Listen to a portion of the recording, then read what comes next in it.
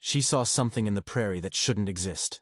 A shape like a small, stubborn life sitting among the blacked timbers and ash, a human knot against a ruin that the wind had already decided to forget. Aara Greyhawk found the sight before she understood it. The house was a skeleton of char and ribs. The field beyond it smelled of smoke and the faint, sweet rot of what the fire had eaten.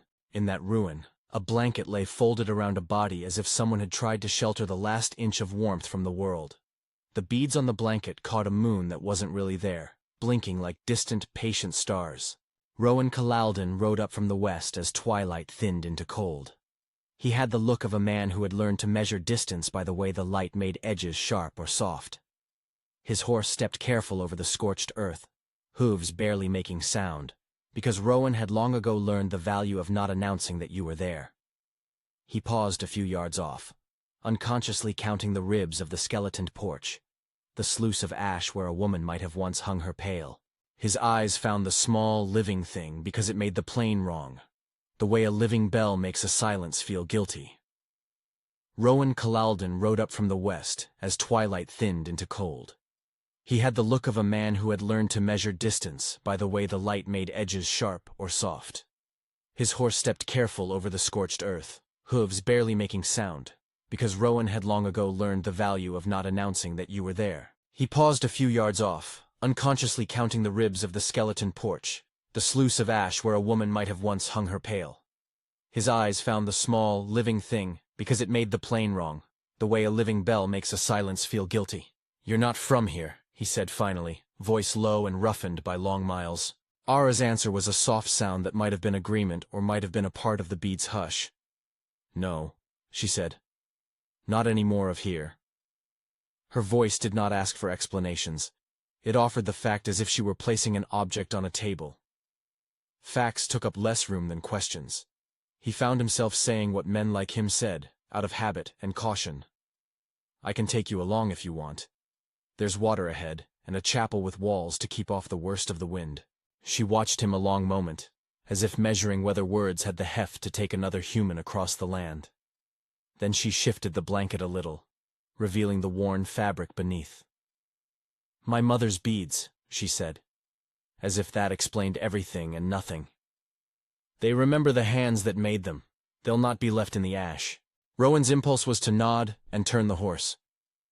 He'd learned to make do with brief exchanges, help, payment, nothing owed. But something in the way she guarded the beads, the way she traced them like a person who kept score by touch, loosened a muscle he had kept tight for years. He dismounted and offered the rope of his saddle as an anchor. She took it without ceremony. "If you want to see where this goes, stay with them. This is where the living begin to speak."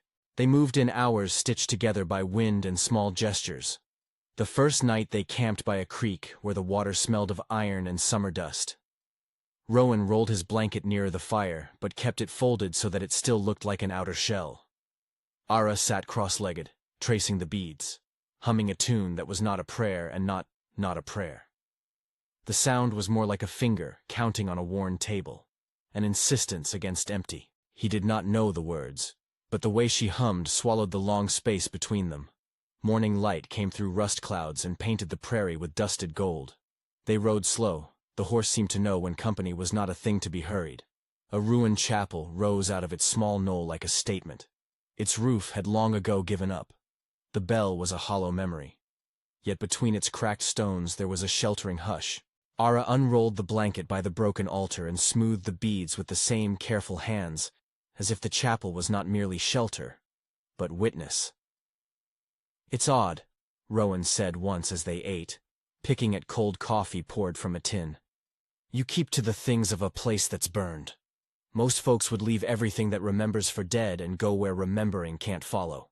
Aara's fingertips did not stop their tracing. "The land remembers what is put into it," she said. "Sometimes it marks you back. I like to think that if things remember us, then we can answer back, not with words, but with tending." There was no heat to her statement, nothing like a sermon. It contained only a clear, quiet conviction. He had buried a friend once, a man who'd laughed too loud and owed too much. Rowan thought of him when the prairie opened wide and no fence would hold grief in. He'd learned that killing left a taste that didn't go away. It only changed the way knights felt. He kept his hands on his rifle the way some men kept their hands in their pockets, habit, and a way to find something to do with suspended violence. They crossed days in the same small grammar. Water, rest, the occasional barter with other sparse souls for flour or a bit of tobacco. They spoke little of the past. When it crept into speech, it did so in fragments. Once Rowan admitted, to the dry grass rather than to Aara, that a duel had ended wrong. Aara only lifted her head and hummed, not to soothe but to mark the moment as a thing shared. She never asked for the particulars. She seemed to know that the shape of shame bends a man inward, and that dredging names didn't unmake the harm. On a bright afternoon, when the prairie lay so open the sky seemed a lid over everything, they spotted men on the horizon. 2 riders came in easy, idle arcs at first, then straightened as they saw the chapel ruins and the small camp. Rowan caught Aara's hand without meaning to. She did not withdraw it. The men rode with the look of people who had measured their needs by what they could take, not by what they might give. "Well, well," one of them said when he came within earshot, voice oily like creek mud. He had the sort of smile that had practiced itself. 2 company, a pretty one and a quiet one, shame to pass by. Rowan's body folded in on itself before he chose to act.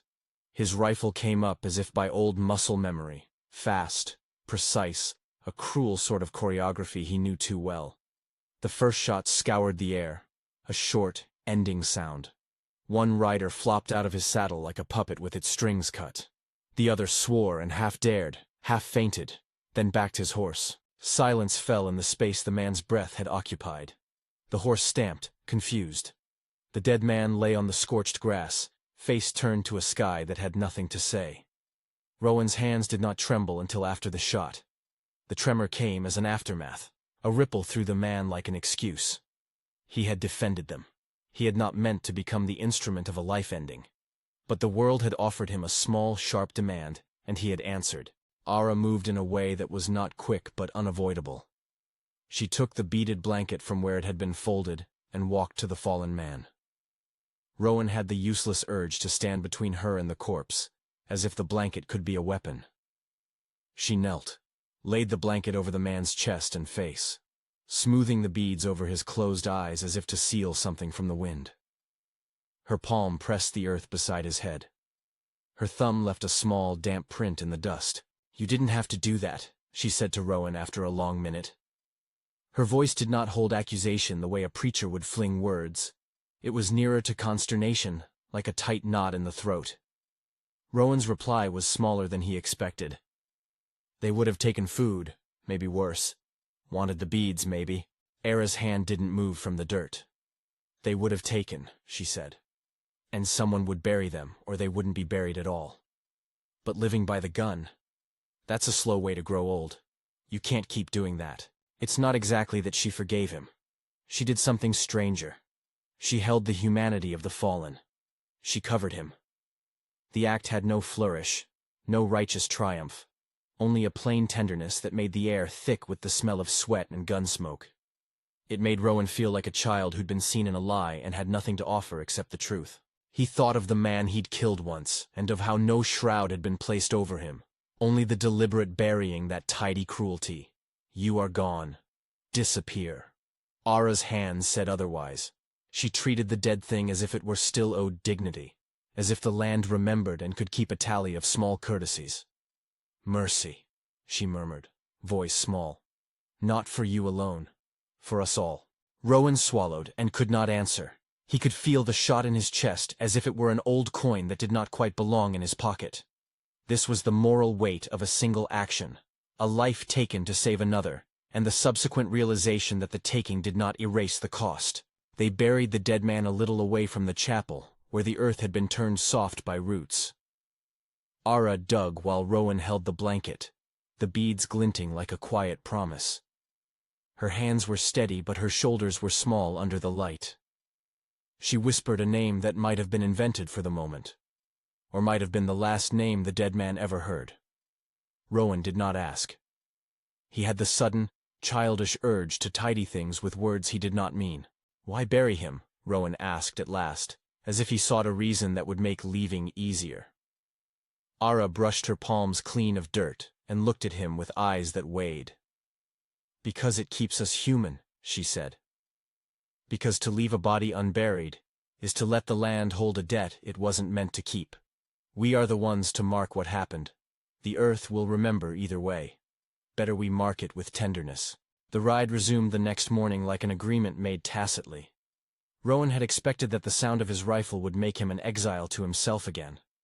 Instead it made him quieter, more attentive to small mercies he had let slide.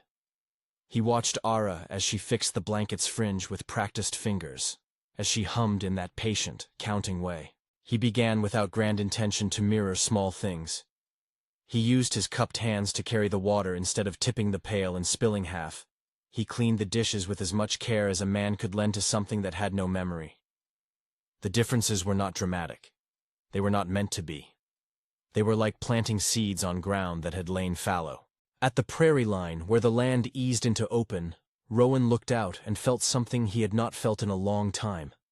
A possibility that was thin, but real, like a draft under a locked door. He had not forgiven himself. He did not think forgiveness came in one clean gesture. What he felt was a lessening in the tightness at the base of his throat. The world kept presenting choices. He had, in a small breath between gun and shroud, chosen differently. Aara glanced at him then, her face steady. "You can ride on," she said. "You don't have to stay." Rowan's hands rested on the saddle horn. He thought of the road he'd always taken, the one with its rough bargains and easy ends. He also thought of the beads, the way they caught light, and of the dead man whose chest had been covered by a stranger's mercy. He could see, absurdly, a long and slow future in which he learned to answer grief with tending rather than with a steady finger. He could see, less absurdly, that companionship did not require confession as much as it required the willingness to move forward together. He nudged his horse beside hers, and did not turn away. When they rode toward the wide horizon, the prairie did what the land always did. It received them without comment, an expanse that does not judge but keeps the mark of every footfall. The chapel's stones dropped away behind them like a punctuation mark. The beads at Aara's throat tapped occasionally against her collarbone, a small sound like a bell that had not yet learned how to cease being useful. They did not speak of redemption like a thing you might arrive at. They spoke in gestures, folding blankets, covering a pot, letting a hand rest on a shoulder when the wind came through too sharp. The future was ambiguous and more honest for it. Rowan thought of leaving once and choosing another path, then felt that the choice had been made not in a single dramatic turn, but in the slow undoing of a man's armor. That night, they camped on a ridge where the wind had fewer things to snag. Aara hummed a tune that was neither hymn nor lullaby, and set the beaded blanket between them as if to demarcate new ground. Rowan reached out and, without explanation, placed his palm atop the beads for a breath. It was not a claim, it was an offering of presence. The prairie kept its quiet as the stars turned their dull wheel. Somewhere far off a dog barked. The world had not altered course. But as they rode on the next morning, two figures moving against a wide blue, the land seemed less inclined to hold a ledger only of what had been taken. It kept records of small mercies as well. Aara's hands kept tracing the beads. Rowan rode a little less like a man who expected the world to demand his violence, and more like a man learning how to keep a life that did not end in smoke. If this quietly moved you, subscribe for more character-driven tales.